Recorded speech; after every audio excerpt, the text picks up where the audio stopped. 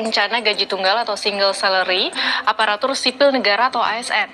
Rencana implementasi gaji tunggal ini telah tercantum dalam buku 2 Nota Keuangan serta Rancangan Anggaran Pendapatan dan Belanja Negara 2026. Bagaimana detailnya?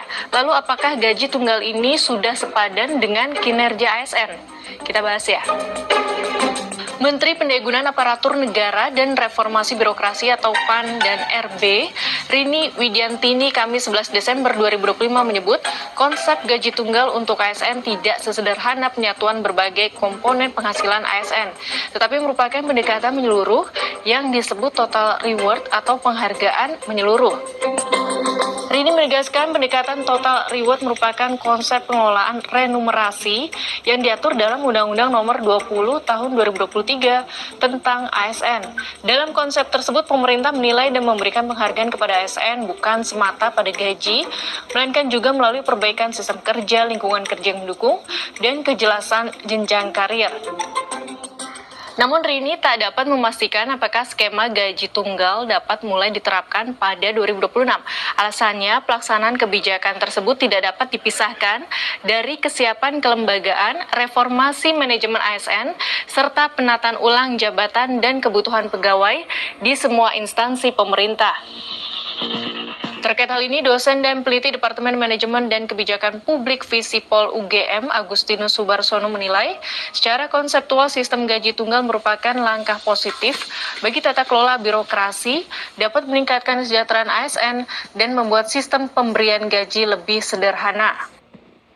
Menurut dia, penerapan sistem gaji tunggal tidak hanya memudahkan pemerintah dalam menghitung anggaran, tetapi juga membantu ASN lebih fokus bekerja tanpa harus mencari tambahan pendapatan dari proyek atau kegiatan di luar pekerjaan.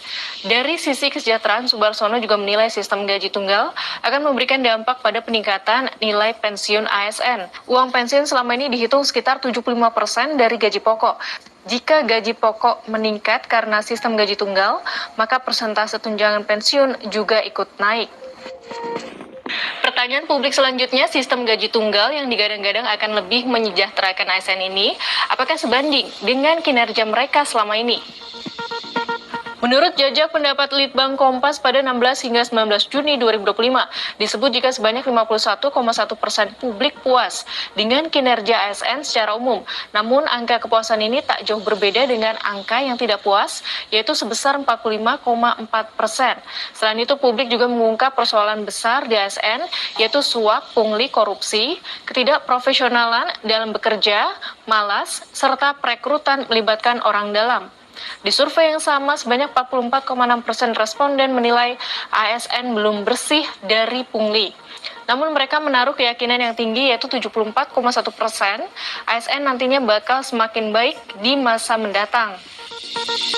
Sahabat Kompas, sebagai pembayar pajak yang uangnya masuk ke APBN, pemerintah kita di awal bulan-bulan pertama kita tidak melakukan efisiensi penghematan besar-besaran. Kita sekarang tidak punya, ya kita akan punya, tapi kita tidak sekuat sekarang. Ya, saya dapat laporan dari Menteri Keuangan, sisa anggaran yang bisa kita hematkan cukup besar, dan di sana sini masih juga ada pihak-pihak dari pemerintah kita sendiri yang kurang cepat bergerak. Ya, terlalu banyak menghamba kepada peraturan. Peraturan dibuat oleh manusia. Kalau peraturan yang tidak menguntungkan bangsa dan rakyat, peraturan itu harus kita segera rubah. Saya ulangi, kalau peraturan apapun, peraturan menteri, apalagi yang di bawah itu, ya, perpres sekalipun, undang-undang sekalipun, yang tidak sesuai dengan Undang-Undang Dasar 1945, ya, kita tidak boleh ragu-ragu. Undang-Undang Dasar 1945 jangan jadi mantra. saya ingatkan,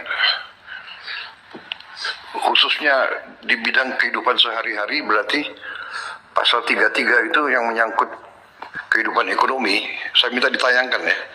Ini sekali lagi, untuk kesekian ratus kali saya tekankan. Ini sudah jelas sekali. Perekonomian disusun sebagai usaha bersama berdasar atas azas kekeluargaan. Tidak boleh ada korporasi yang mengalahkan negara. Kita butuh korporasi, kita butuh dunia usaha swasta. Tapi dia tidak boleh mengatur negara dan mengalahkan negara. Kedua, cabang-cabang produksi yang penting bagi negara dan yang menguasai hajat hidup orang banyak dikuasai oleh negara. Bumi dan air dan kekayaan alam yang terkandung di dalamnya dikuasai oleh negara dan dipergunakan untuk sebesar-besar kemakmuran rakyat. 4. Perekonomian nasional diselenggarakan berdasar atas demokrasi ekonomi dengan prinsip kebersamaan, efisiensi berkeadilan, berkelanjutan, berwawasan lingkungan, kemandirian, serta dengan menjaga keseimbangan kemajuan dan kesatuan ekonomi nasional. Yang kelima, ketentuan lebih lanjut mengenai pelaksanaan pas diatur dalam undang-undang. Jadi, sekali lagi, semua peraturan, semua produk-produk hukum yang tidak sesuai dengan pasal 33 ini, kita harus berani, kita tinggalkan dan kita rubah. Haluan kita harus mengacu kepada Undang-Undang 1945 pasal 33. Saya sudah pelajari beberapa konstitusi negara-negara lain. Mereka semua punya semacam ini. Malah lebih keras lagi. Dan mereka yang melaksanakan ini ekonominya benar-benar drastis meningkat. Jadi tadi memang saya tidak terlalu banyak mau bombastis ya. Tapi mungkin perlu diketahui ya, rakyat juga mungkin kita sudah ambil tindakan-tindakan tegas.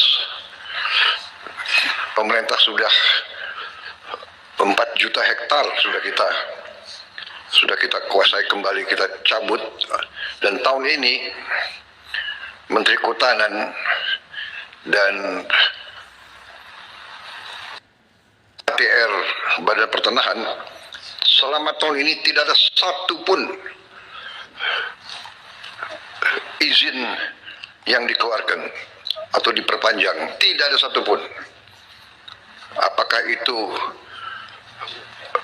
HTI, HPH, apakah itu perpanjangan, dan juga Menteri SDM, tidak ada satupun IUP dan sebagainya yang dikeluarkan.